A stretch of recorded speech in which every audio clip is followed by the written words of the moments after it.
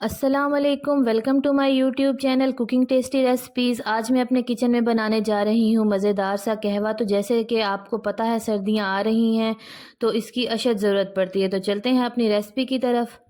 Channel को subscribe करो, like करो और शेयर करो, कमेंट करो। तो सबसे पहले हम अपने बर्तन के अंदर ले लेंगे 3 कप के करीब हमारे पास पानी है। जैसे ही पानी में बॉयल आएगा तो इसके अंदर हम बाकी तमाम चीज़ें डालेंगे। सर्दियों का मौसम है, नज़ला ज़ुकाम तो हर किसी को आम है। आप ये बच्चों को भी दे सकते हैं, बड़ों को भी दे सकते हैं। तो इसको ज़रूर घर पर बनाएं। और तो ये देखें, जैसे ही पानी में बॉयल आएगा तो इसके अंदर हम ऐड करेंगे किशमिश है हमारे पास 1 टेबल स्पून। आपने इसमें बड़ी साइज़ वाली ही किशमिश लेनी है। अगर आपके पास ये किशमिश अवेलेबल नहीं है तो आप इससे एक बड़ा साइज़ का आता है जिसको मुनक्का बोलते हैं, आप वो भी इसमें ऐड कर सकते हैं।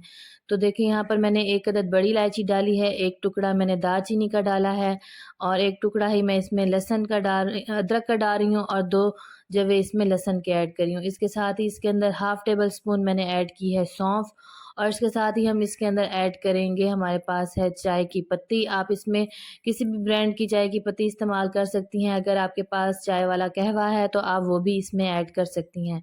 इन सब चीज़ों को अच्छे से मिक्स कर लेने के बाद मैं 4 से 5 मिनट के लिए, बल्कि तब तक कुक करूँगी जब ये 3 कप जो है मैंने पानी डाले थे और ये 2 कप ना रह जाएँ, तब तक मैं इसको पका लूँगी।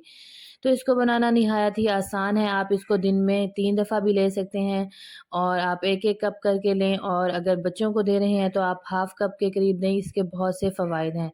तो इसको अब हम बर्तन में शिफ्ट कर लेंगे। अब लास्ट में हम इसके अंदर ऐड करेंगे, आप चाहें तो आप इसमें गुड़ ऐड कर सकती हैं, शक्कर ऐड कर सकती हैं या फिर शहद। चीनी हम इसमें नहीं डालेंगे, चीनी से इसका फ्लेवर अच्छा नहीं आता और इसका कोई फ़ायदा भी नहीं होता। तो अब हम लास्ट में इसके अंदर शहद ऐड करेंगे। आप अपने रिक्वायरमेंट के मुताबिक जितना आपको मीठा पसंद हो आप उतना ले सकते हैं। तो अगर आपको मेरा ये तरीका अच्छा लगा हो तो मेरी रेसिपी को ज़रूर लाइक करें और मुझे कमेंट्स में बताएँ कि आपको मेरी रेसिपी कैसी लगी। इसके साथ ही मुझे इजाज़त दें। अल्लाह हाफ़िज़।